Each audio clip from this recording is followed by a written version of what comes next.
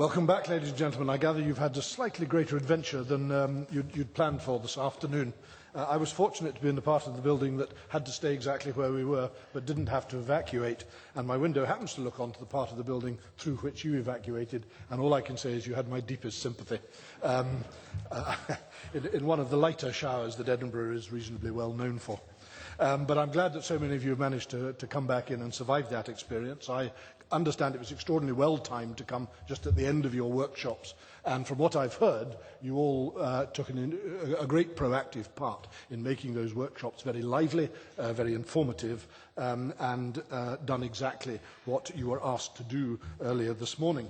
Now, before we come to the sort of interactive debating session, I would like just to go back to the question that was carried over from this morning's session in regards to DNA sampling, which was basically how many people have been asked and have taken part in DNA sampling, and does the Convention feel that using the platform of DNA testing is a useful tool for kinship, or is it more likely that it might polarise people? So what I'm going to ask for is a show of hands for everybody who thinks that it would be a useful tool, would be or is a useful tool. If anybody who thinks it's a positive thing, please raise their hands.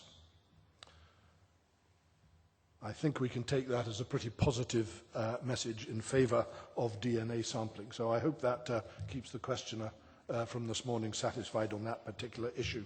Now, we have approximately 45 minutes for debate before we come to the winding up session. And I've got sort of four broad areas of debate that have come from the workshops. And what I want to do is just very briefly introduce them one at a time, have a sort of 10-minute session on each one, taking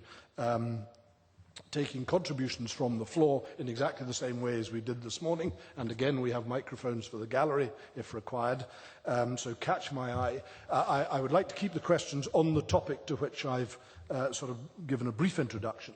If you have a question to put to any of the members of the panel, please let me know who you want it put to. And if any panel members feel they want to contribute, and I haven't called them, please just turn around and catch my eye, and we will make sure that you get involved. Now, I'm not going to spend a lot of time introducing the panel, because 4 out of 5 of them you have already seen this morning, and we're very grateful for their continued participation. But the one that you won't recognise is the gentleman sitting directly in front of me, who is Ewan Colville. Ewan is Visit Scotland's International Marketing Manager for North America and Australasia.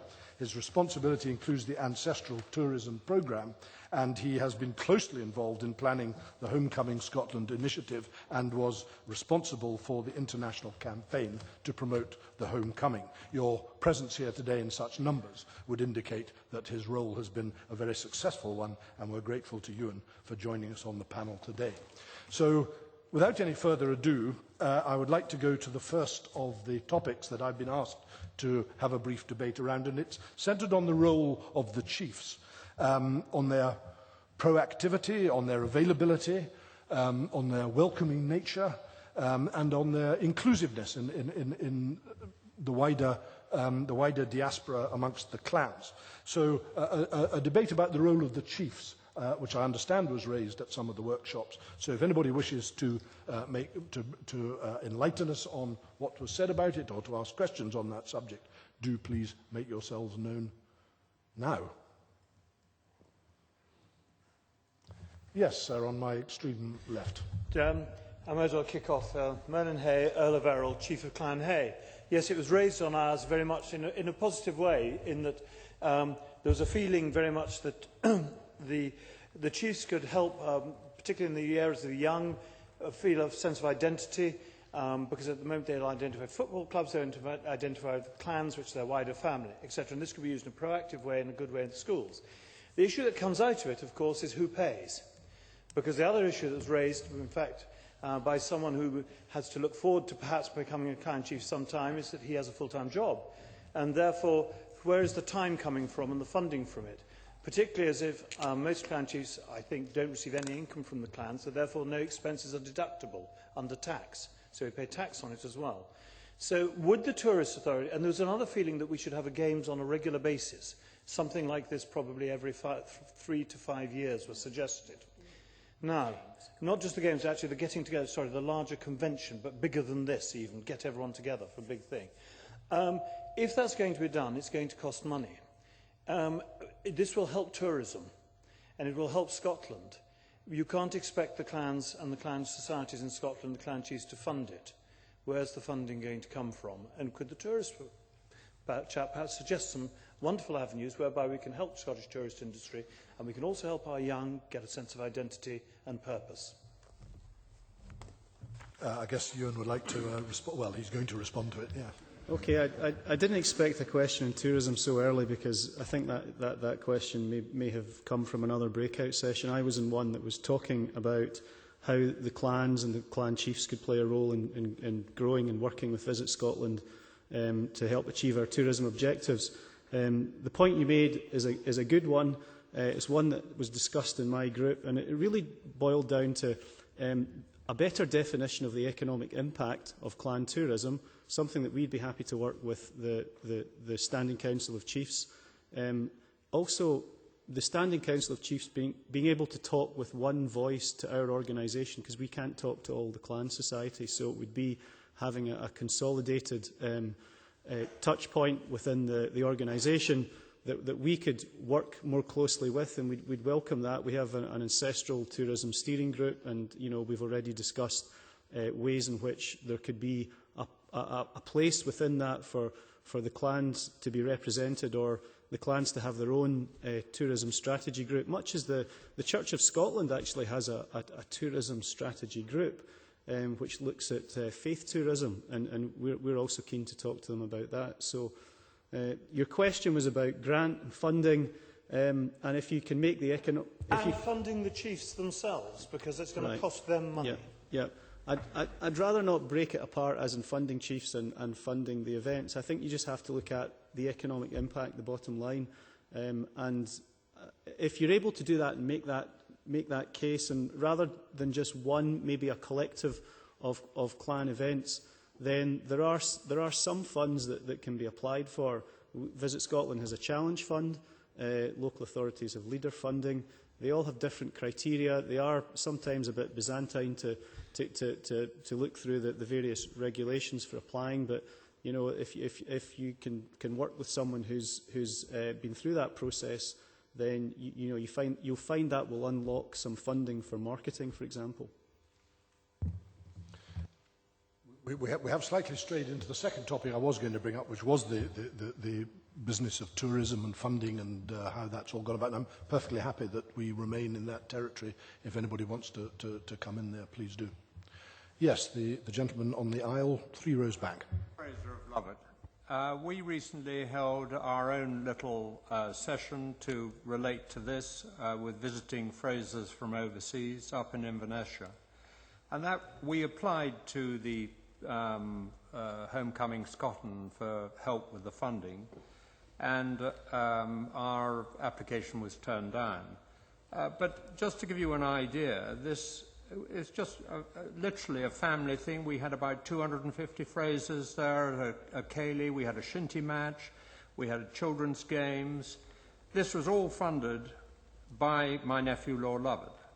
Now, he's very happy to do that, but it's not something you can do all the time, and it's not something that, you can be expected to do regularly. I mean, I can't comment on why your application to the Homecoming Fund was turned down. Did the event take place recently? Was it connected with the gathering? It was probably because the gathering was seen as the main recipient of funding for events of a clan-related nature around this period. Now, I wasn't part of that decision to grant the funding, so I can't comment on that. The point you make about 250 Frasers coming to Scotland for the gathering, but then going on to other parts of Scotland where there's economic impact in the regions and there's dispersal of tourism out with Edinburgh, which is the honeypot, is a point well made. And I'm sure that, again, it comes back to the point I made to the previous question, which is one of defining the economic impact and knowing the routes through which funding can be applied for.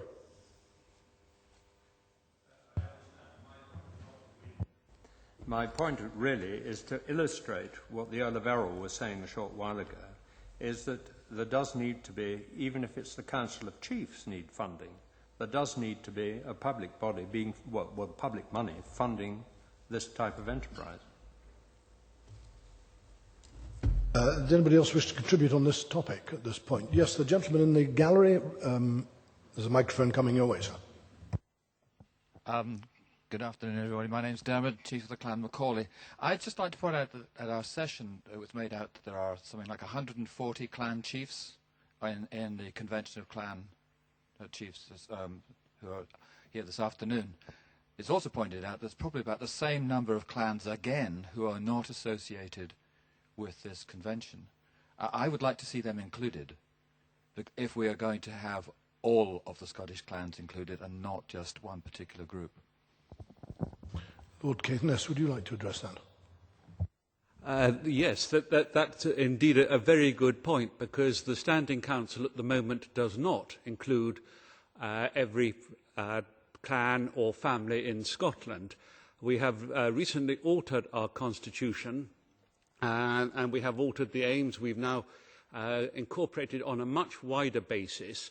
But the point that you make is actually not something for us necessarily to determine on our own, but I think it's actually for Lord Lyon and me to get together, because this is clearly an issue. We rely very much on Lion Office telling us who is chief of the clan and who is entitled to 3 feathers. That person is then invited to join the Standing Council. We've widened that remit, as I said, in the last year.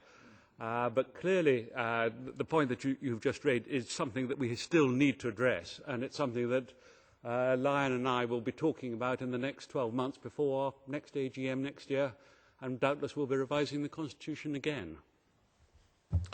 The gentleman in the second row, I think. Yes, sir, with the tartan tie. Yes, I'm Jim Walters, Clan Donald, Texas, and the participation of the chiefs, I think, is a vital aspect of promoting tourism, because all it takes for a clan association in America to really get caught on fire is to meet their chieftain. I know of several examples of that right here in this room that we've been able to meet and been impressed with, and it brings that family tie. And I think that is a major motivator for American Scots to come over as a tourist. And I'd like to know the economic impact of a tourist coming to Scotland for 2 weeks. That would be the impact on the economy. I can tell you that straight away. The average stay of an ancestral tourist is slightly longer than the average stay of a long-haul tourist. A long-haul tourist would be 9.5 days, and an ancestral tourist would be 10 to 11 days. So they stay longer. They also spend more because, conversely, there are more bed nights, and they're relatively high net worth people. We tend to find that they have the means to travel, and they're also maybe at a time of life when they have better disposable income available. Some of you might dispute that, but that's what our research would tell us. So the economic impact on for one person, if I take it as one person, be in the region of £1,800 to £2,500 impact on Scotland's visitor economy per trip. There's a gentleman on the central aisle in the bow tie. Very much. I'm Alan Ferguson from Clan Ferguson, New Zealand. I would just like to ask, in the case where a clan chief isn't particularly interested in an association with the clan, is there any mechanism or any procedure whereby that clan chief can be replaced by someone who would be interested in doing the job?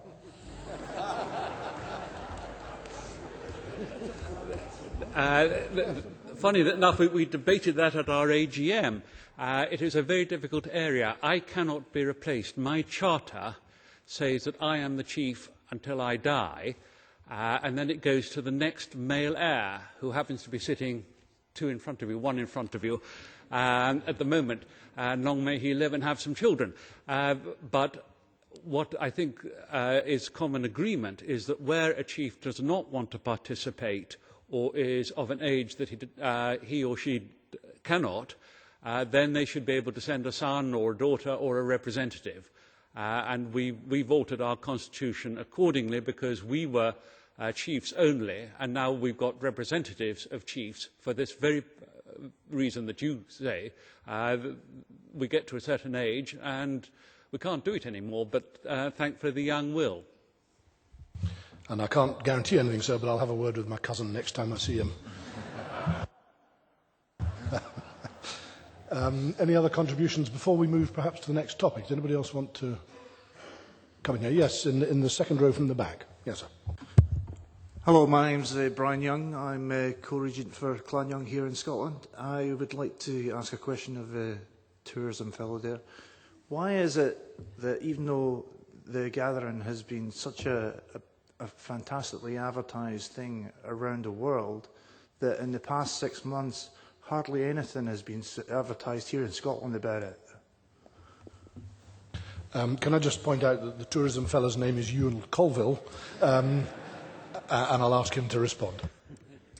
Can I help you on that? I'm sorry to barge in again. The gathering is being run by the Gathering Limited, which is a private organisation, and the Clan Standing Council agreed to host it and agreed to, for it to be able to use the 3 feathers. This convention is being hosted entirely by the Standing Council. We run it in-house through Danis and his committee, as I said this morning. So I think it's a bit invidious for you, and I know that an awful lot of advertising has been done abroad, and Jamie Semple told me that out of pure logistics and to get the footfall here, there was going to be more advertising in Edinburgh and Glasgow than there would be in Caithness, because more people in Edinburgh and Glasgow are likely to come than from Caithness. More than that, I cannot tell you, but it isn't actually our responsibility that. That's actually a very good answer, and the advertising and marketing of the gathering has been done within the confines of the overall Homecoming promotional programme, which has been international and has also been in the UK and also been in Scotland, the domestic market. The gathering has also had its own dedicated campaign that has rightly focused on the catchment areas of Edinburgh and the Lothians and also Glasgow.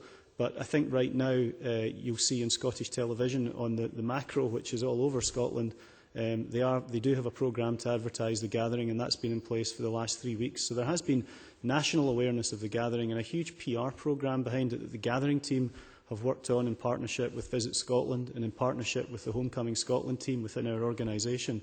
So in terms of messaging the event, I certainly think its awareness has been very strong. So I can't say why you might not have heard of it.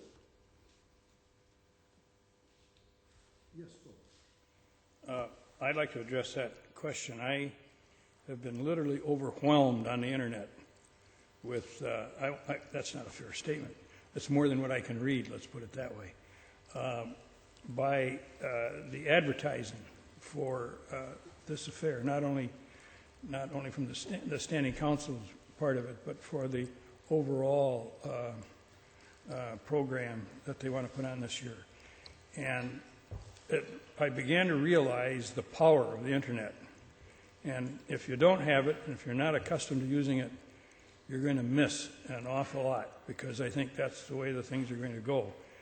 A number of my organizations that I belong to are, it's all internet stuff. And our board of directors meetings that we used to fly around to, it's all by telephonic communication now.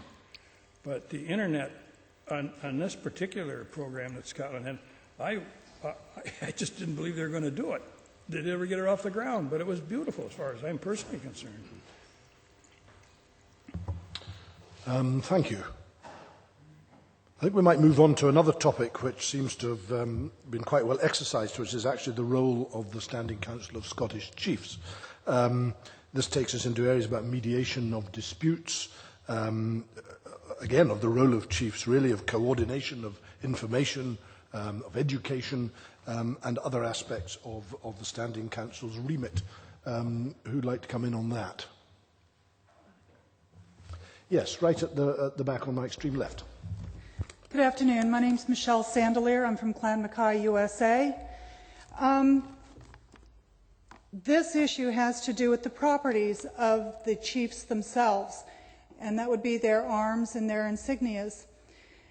Just before I started the trip, I was inundated with emails inquiring about the legalities of using certain pieces of their insignia on T-shirts and small envelopes and things that some of our members use to generate interest in the Klan to help generate our memberships, which provides money for our scholarships.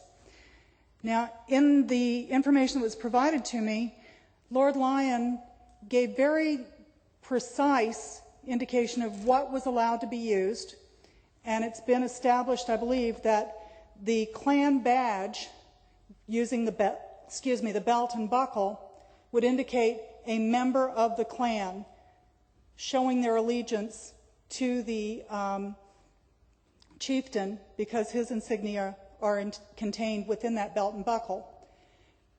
My question came because the directives that I was able to read from the Lord Lyon's office indicated that there were very strict rules about the colors that we could use and whether or not color at all should be used. And in today's day and age where we're trying to recruit young people, the standard polo shirt with a line drawing done simply in black ink generates no interest at all. But if you give them a T-shirt with a full color emblem, with the hand and the dirk held high, with color added to it, everybody sees it and wants to know, wow, what is that T-shirt? Tell me about it. Where do I find one? Am I entitled to wear one? They're much more receptive to the bright colors and things. Is there any leeway whatsoever for artistic expression by the Klan societies to utilize this particular item, the Klan badge in the belt and buckle? Can we use color on our T-shirts? Or if we're going to make note cards to sell to help offset our costs in setting up the games, is it allowed to use color? I brought with me 2 business cards, one done in color and one done in the black and white. And the color one, when I present them, everybody reaches for the color one. Nobody reaches for the line drawing black and white. Is there any leeway that we can use to help encourage this sales technique? Can I put that to the Lord Lyon, perhaps? That's I think, a difficult question to answer because you covered quite a number of points.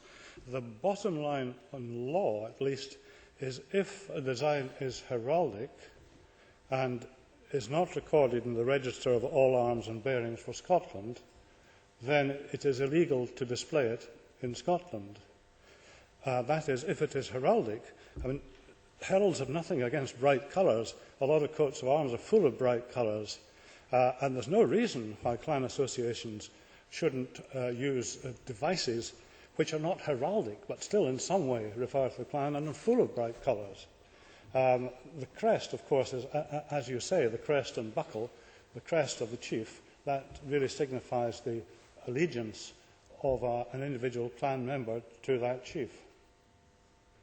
I'm not sure if that's a full enough answer, but that's the position as I see it. Is the... I'm sorry, is Ryan, the... she's over here. Over here. Is the... My understanding is that having the belt and buckle indicates that it's the clan badge of the member. Is that correct?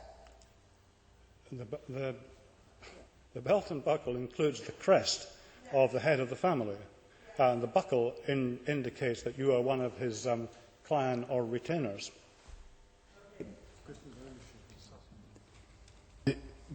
We want to preserve the heraldry and the tradition and the ownership of that badge, the information inside it, the images inside it.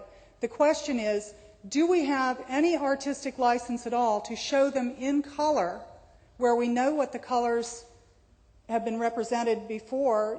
We look them up in standard books and things. For Clan Mackay, it's the hand and the dagger with the blue and white scroll underneath. Can we do those in natural living colors? We're still the colors are described in the books. We're still talking about the crest, I think, rather than the coat of arms, the full armorial achievement. And I can say, for my own part, I have no objection at all to the crest appearing in colour, as long as it is the right colours. I think that's a yes. You'll be glad to know. The gentleman to your left. Thank you very much. Alexander Bodie of Clan Bodie. I think An important point that she was raising, and I get to my point, is that the general guideline as given by the Lions Office, and I've been working on Wikipedia to do all the crests in black and white, says that the crests have to be in black and white. So she was wondering whether she had artistic license to use colour. But another point that she raised is that, you know, if something is coloured, and therefore it's more beautiful and therefore should be allowed, I think you have to, one of the points that was raised in our workshop was that a question of education is vitally important. And the reason is this, that at Games it was discussed that several people had turned up with free feathers. And I dare say that free feathers is more beautiful. And, you know, people would look. But it's incorrect. But the point that was raised, particularly was interesting in our thing, was when they're told that, wait, you can't do this, straight away they took the feathers off. And they only had how many they were allowed. In the case it was an armour guy, I believe, so he was allowed one feather. So in answer to what the lady is saying, I think that certain rules do apply, and they should be applied strictly. But the point of the colour issue is interesting because it does say on the Lions website that it has to be in black and white in the case for... And if any colour at all is used, it has to be a monotone. Yes, that's the guideline that's given. Well, I shall happily review that situation. As regards the free feathers, that is a matter of custom and convention, not a matter of law. Yes, the lady in the second row. Really quickly, you mentioned it was a matter of law. So that's only applicable here in Scotland. It's not applicable to the United States or New Zealand and Australia. Is that correct? Because you did say a matter of law here in Scotland. My jurisdiction only extends to Scotland.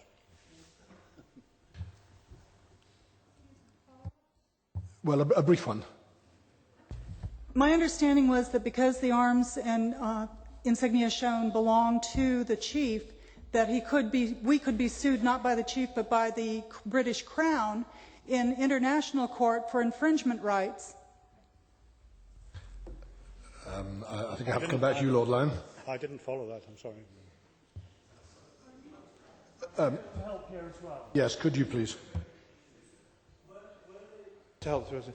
Were they to wear that even if they bought it abroad and we didn't have jurisdiction, it wasn't worth suing abroad, if they wore that T-shirt or something in Scotland, at that point Lyon could send his people to grab the person.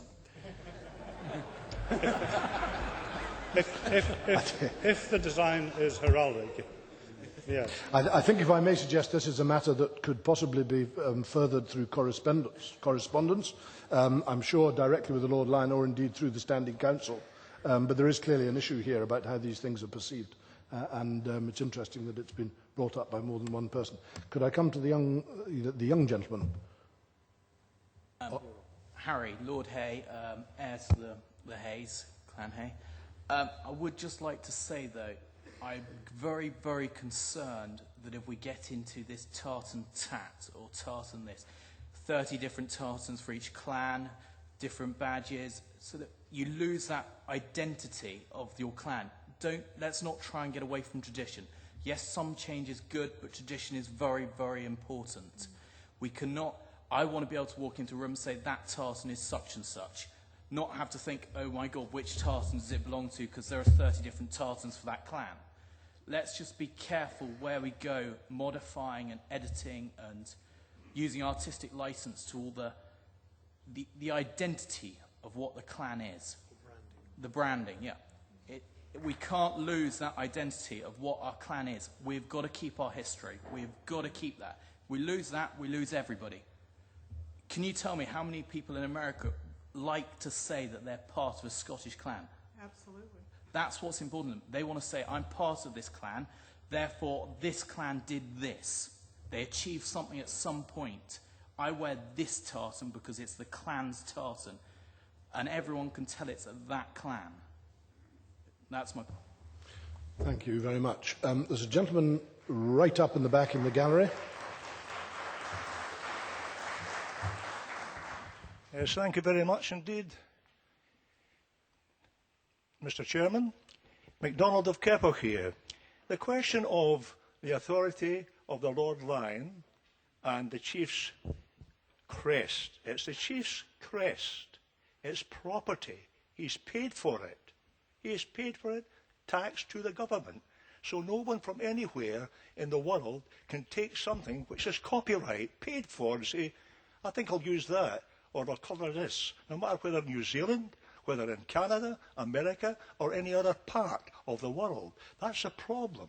People have been in Japan and China making these badges and cashing in, whereas the clans are getting very little benefit. My crest badges, not clan badges, clan crest badges, are on sale in my tent. That's not a push for publicity. But the money going from that is going to pay for the crest's production and also to the clan funds, to build up the clan funds to create other things like a clan museum, a folk museum, and parts of the land, the duhas, to get that back again, because it is their land. And it's been overturned, this duhas, which is important, and I put it to you anyway, Mr. Chairman. Our duhas is the official legal term for land belonging not to a clan chief or a king. It belongs to the people. And that's equivalent in New Zealand and in Australia and in North America with the Indians to called native title. It is legal and hereditary. Thank you. Thank you very much. Does anybody wish to comment on that? I'm sorry, the fourth row back on the aisle. Yes, sir. My name is Tom Heijer. I'm convener for Continental Europe for the Clan Hay. Perhaps I'm the only from the continent, I don't know. Is there another one from the continent? Somebody from the continent here? Continental Europe? Is somebody here? Il y a un Français? Ah oui, il y a un Français, c'est bien. We're two. I would commend that too, and I think my colleague will agree on that. We have the honor to be in a clan, and I think there are some rules, and these rules are there.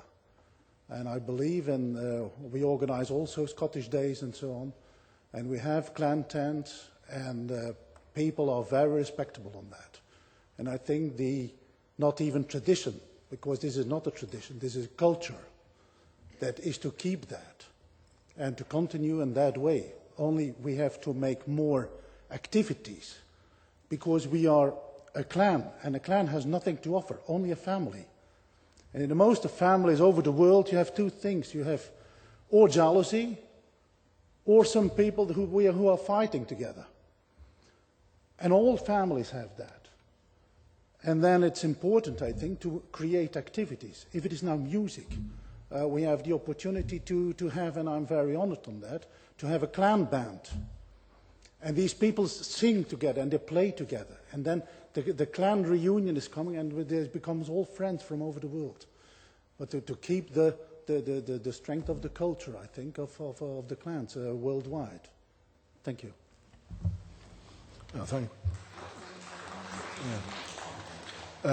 The gentleman in the top right-hand corner of the chamber.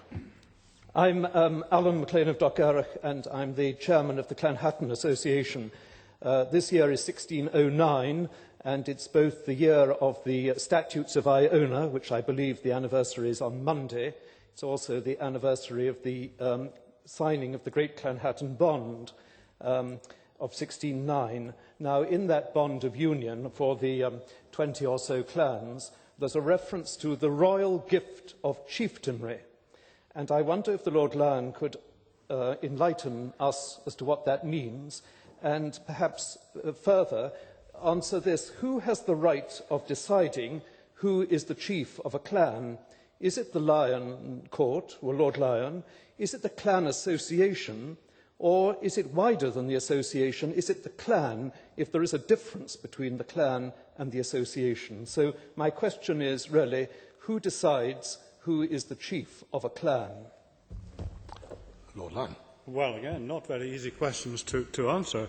As regards the gift of chieftainry in the 1609 bond, I'm really not sure what that refers to, but it certainly is a fact, if one goes back further into the Middle Ages, that there were styles in the Royal Chancery for appointing the captain of a clan. And captain, despite what W.F. Skene wrote, undoubtedly meant chief. As regards chiefs and their appointment, I think some people credit the Lord Lyon with exaggerated powers. My understanding in law is that I cannot appoint a chief, far less dismiss a chief. What I can do is grant to virtuous and well-deserving persons, in the right case, the stem arms, the basic arms of the family, and that is taken to mean that that person is generally recognised to be the head of the family or the chief of the clan. But it's a question, from my point of view, more of recognition than appointment. And I don't think it goes down to clan associations. I think clan associations, I'm sure, can elect chairman, they can call the chairman chief and so on, but I don't think they have any power to appoint chiefs as such. I wonder if I might move on to what I think will be the final topic that we have time for, which is the involvement of young people and of youth. And it's one that I find very important as presiding officer of the Parliament, because it's one that we spend a great deal of time considering as parliamentarians. Now, I know that there are representatives here from Young Scot, and I hope they will feel free to come in at this point if they'd like to. But I just wonder what initiatives or what ideas and what debate has come out of some of the workshops today on the involvement of youth. Would anybody like to contribute on that? And, yes, please. David Waterton Anderson, Chairman of the Anderson Association. One area of knowledge I have is the amount of work that's been done currently to introduce bagpiping into schools in Scotland. As a piper of 56 years, I am absolutely delighted to see the resurgence in piping that's coming through in schools. There's some excellent young pipers coming through, and it's certainly guaranteed to secure the interest in piping in Scotland, certainly for many centuries to come. There's a pattern here, and one wonders if this route is not one in which we can develop in terms of our cultural activities also, as a piggyback sort of thing. Yes, sir, please. David Berger from Milwaukee. I'm a McLaren and also a member of the St. Andrews Society. I'm sort of speaking from that standpoint rather than in a clan role, but the gentleman just mentioned the idea of piping and the like. The St. Andrews Society, which is probably the biggest Scottish community active group in Wisconsin of the city of Milwaukee, does a great deal in terms of trying to provide scholarships to piping schools and to dance schools, so that the younger people are brought into, sort of immersed in some of the cultural aspects by doing that. So if clans and other groups can have scholarships or encourage that sort of activity, it does help bring a lot of young people into the whole Scottish community, if you will. Thank you. Thank you very much. Can I take another point from the gentleman in the very back row here? Nicholas McLean of Pennycross. In our group, we looked at a number of important ways in which young people could be more involved, and we thought the role of the schools is essential, including primary schools, where there's more flexibility on the curriculum, less pressure from exams. But we thought that there must be a greater effort to focus on Scottish history as a specific area, and to encourage that, and to provide the right textbooks. At the moment, the move is, if anything, away from that. Some of our American friends in the room suggested that there could be a Scottish History Month, just as there is a very effective Black History Month in America and a Black History Month, for that matter, in Britain. So we thought effort at schools. An additional area is also many young people looking for work experience towards the end of their time at school, which for clan associations could mean unpaid labour. It's a potential volunteer effort which we should do more to use. Thank you. Could I go to the gentleman in the green jacket in the third row before I come to Professor Hunter? Thank you, Presiding Officer. I'm Paul Parr, the Deputy Registrar General for Scotland. A point that was raised this morning and then again in our breakout session was the involvement or interest of children.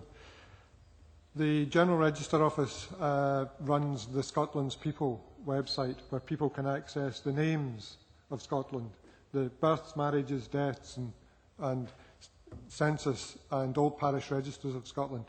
We make this available in our search rooms and on the internet. But a key project that we're running in with Learning Teaching Scotland is to introduce freely this website and these records to the children in Scotland in primary and secondary schools as part of, an organised part of, I should say, the curriculum. It's working in 4 areas of Scotland at the moment, but the plan is to roll it out across all primary and secondary schools by the end of this year. We think a byproduct of that will be a stimulus, not just an interest in family history and in research, but a stimulus and interest in things like clans and the wider social history of Scotland. So we hope that will have some positive effect. Thank you. Thank you. That's extremely interesting. Can I go to Jim Hunter? Yeah, I was simply going to agree with the comments about music. I think any of my friends who are here will testify that I'm about the last person on earth that should be speaking about music, certainly from any aspired position of knowledge. But there's a huge interest in the music of Scotland, and a huge upsurge of interest amongst young people within Scotland itself in that. In the Highlands and Islands, for instance, there's a movement known as Féisceann. A Féis is just, in this context, is an organisation in a locality for young people to get together to explore and celebrate the musical, linguistic and other traditions of the Highlands and Islands in particular in that case. It's been spectacularly and explosively successful. There's nothing more heartening about today's Highlands and Islands than the involvement of so many kids in that sort of thing.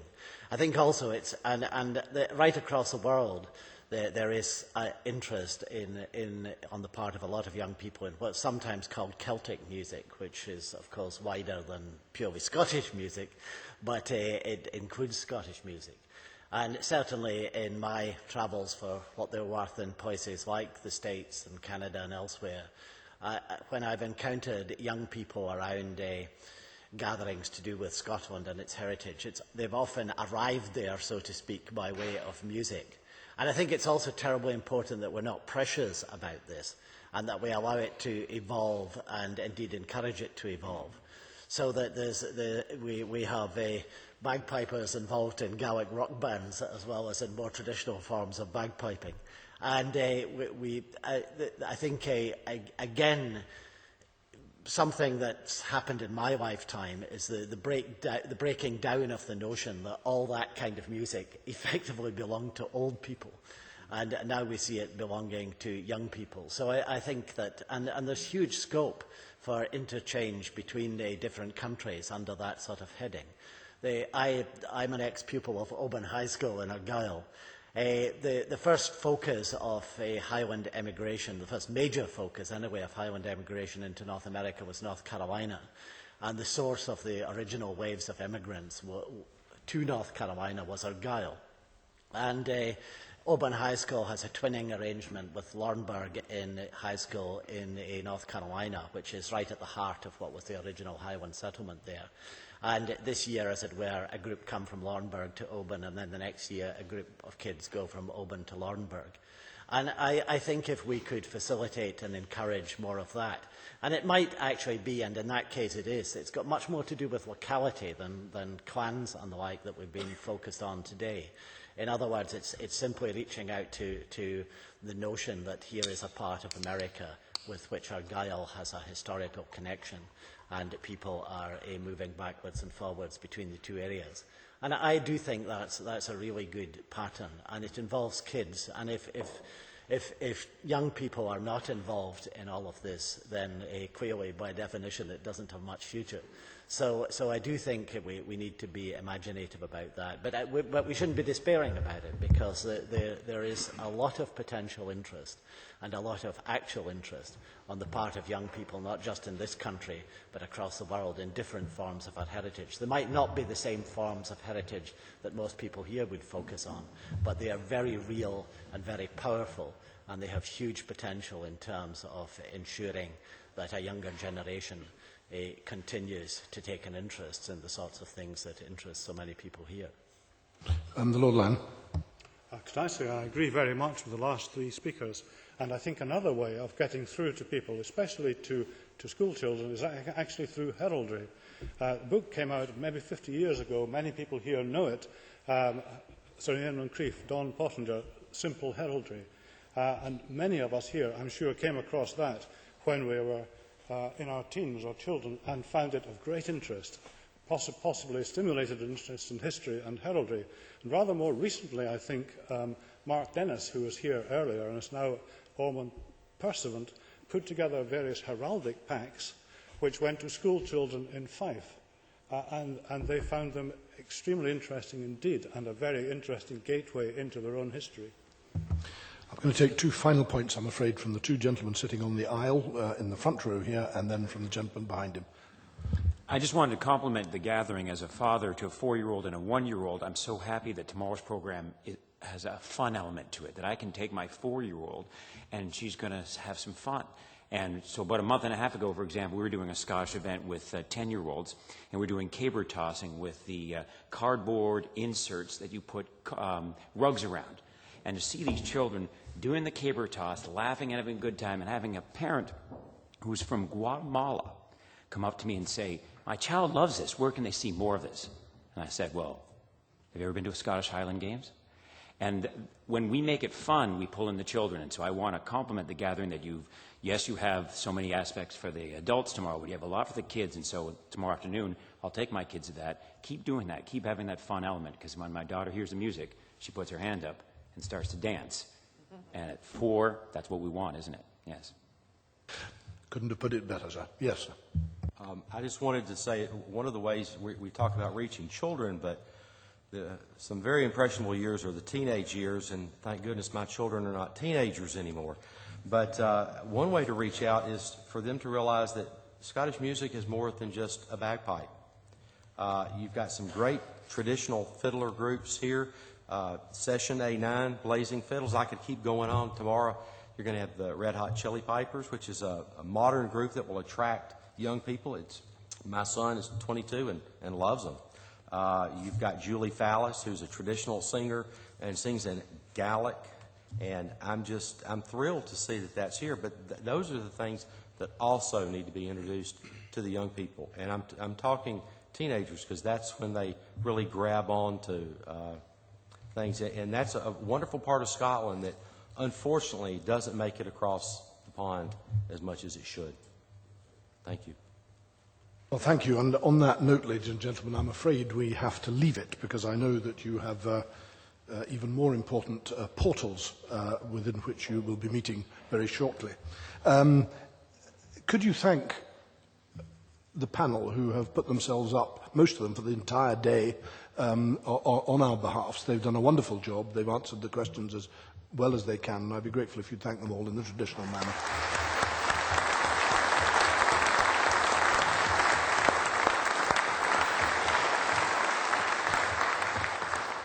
And can I thank you all for coming? Every single one of you, from whatever part of the world you've come from.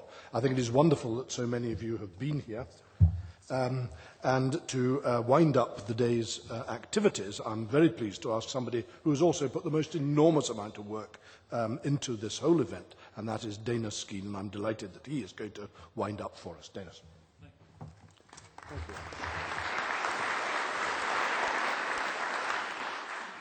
It's been a good day. I'll tell you one story I picked up from it. There are more gentlemen than ladies in this gathering.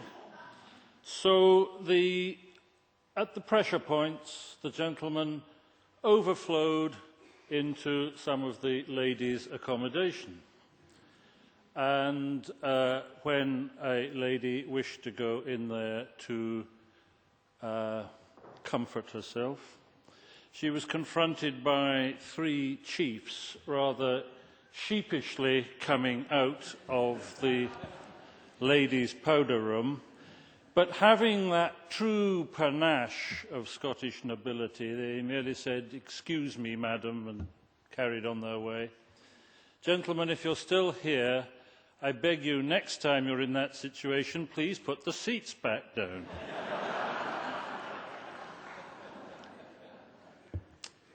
I think today has produced some very important agendas, and I think it's my job, as far as I can, to assure you that they will be taken forward. The most obvious area, the most obvious body that draws an agenda out of this is the Standing Council. I think it is incumbent on us now to accept individually and collectively the challenge laid down by Donald McLaren at the end of the morning to be, in effect, to use words that came from one of the groups, more welcoming, more inclusive and more available. The Standing Council is being challenged to take a better role, a clearer role in coordinating international links. There's a very specific piece of the agenda here which is about winning hearts and minds in Scotland. And for that matter, England and Europe. The European point is interesting. There's a whole area we haven't been into today. I've always understood that previous President Lech Wałęsa of Poland, in fact, the name he carries is Wallace. There are whole parts of the world we haven't looked at. But what I'm trying to say here is that there is a job for the Standing Council to do in leading a battle for hearts and minds in this Scotland, the Scotland of the 5 million people, which requires better education and awareness of that Scotland, the Scotland of the 40 million people.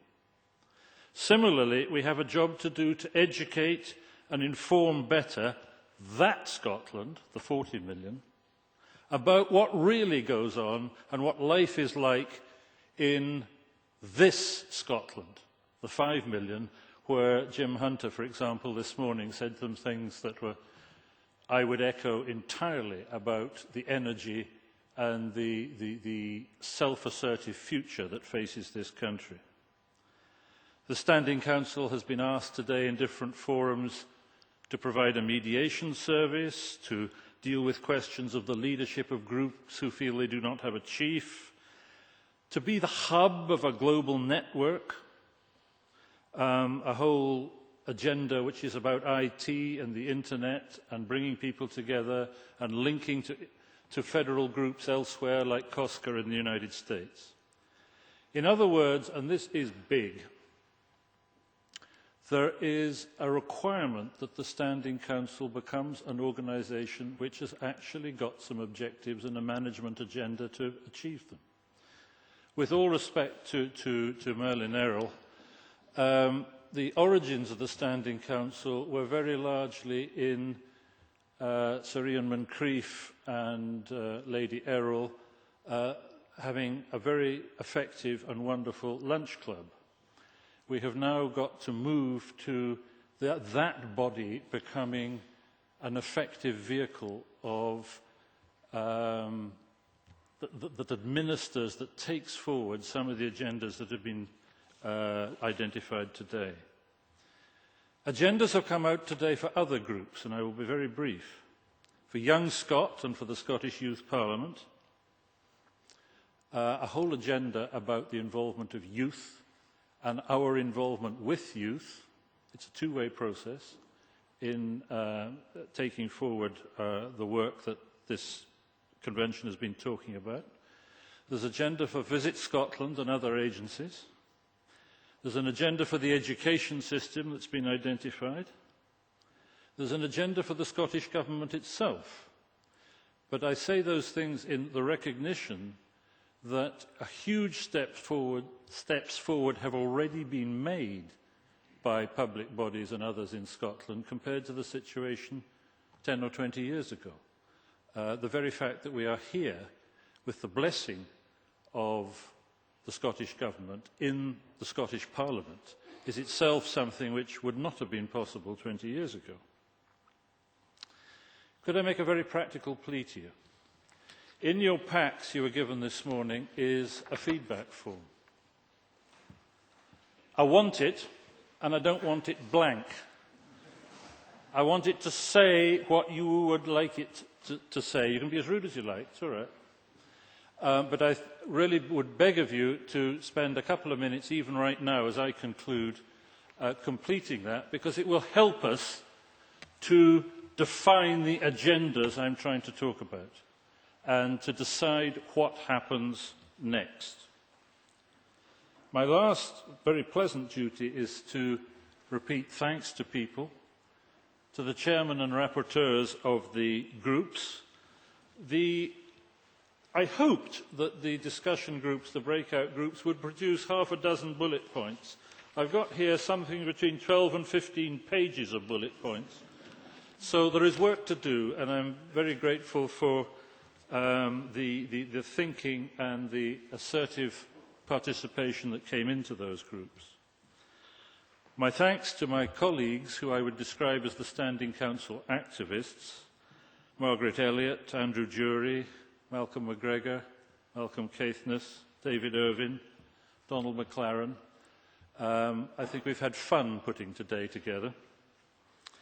I would like to thank people, the organisations which actually provided some sponsorship that have helped us put today on. I mentioned but three who provided some help: Standard Life, Cashel Travel and Visit Scotland. And a number of food and drink companies provided fare, which you enjoyed at lunchtime. This made a particularly interesting nightmare for the chefs, because they had to create a presentable meal out of ingredients over which they had no apparent control. And that brings me to the thanks I would like to offer, and on your behalf, to the staff here in Parliament. They have herded cats today, they have fed crocodiles, they have put out phantom fires. We have had a very... this is a public service by Scotland's Parliament to an important event in Scotland, and I'm very grateful for them in doing that. I'm particularly grateful to yourself, Presiding Officer, because this event is in many ways Parliament's, the parliamentary bodies, that's not the government, Parliament's contribution to the success of the gathering here in Edinburgh. And I thank you for your impeccable control of our proceedings today, and through you to thank Roy and your other staff for everything that's happened today. In closing,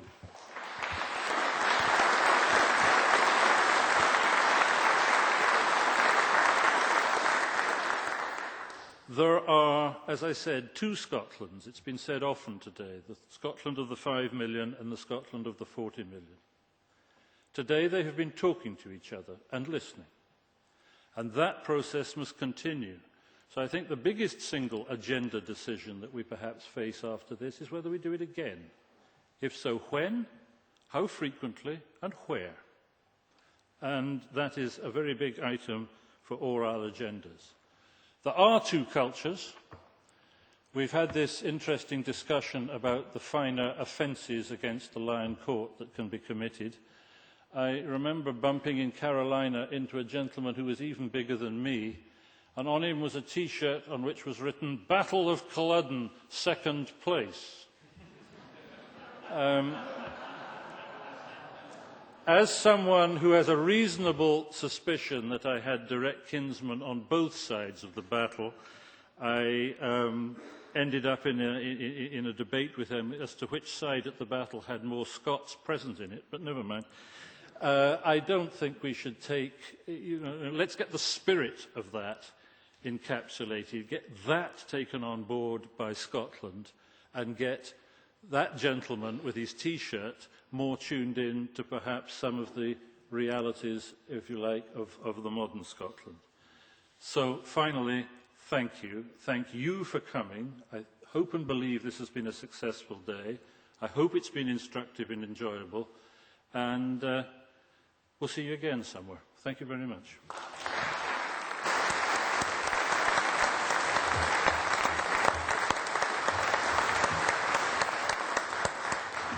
Thank Thank you, Danis. I will be very brief because I know time is marching on. This morning, I said in my introductory remarks that this convention would be as successful as you made it. And in listening to Danis sum up there, with the 15 sheets of notes that he has taken from the workshops, you have clearly made this a very successful convention. It seems to me that you have laid down an agenda for the way ahead in a way that could not have been done without all coming together in this convention. Can I just say that as a Parliament we are very proud to have been able to host it. I very much I love the way this Parliament opens its doors to non-parliamentary use. I think it is absolutely right that we should do so for the right occasion, and this has been very much one of those occasions. So thank you for honouring us with your presence. It's been a pleasure to have you. I will pass on your thanks to the parliamentary staff, and I hope you have an enormously successful weekend, and please come back again. Thank you.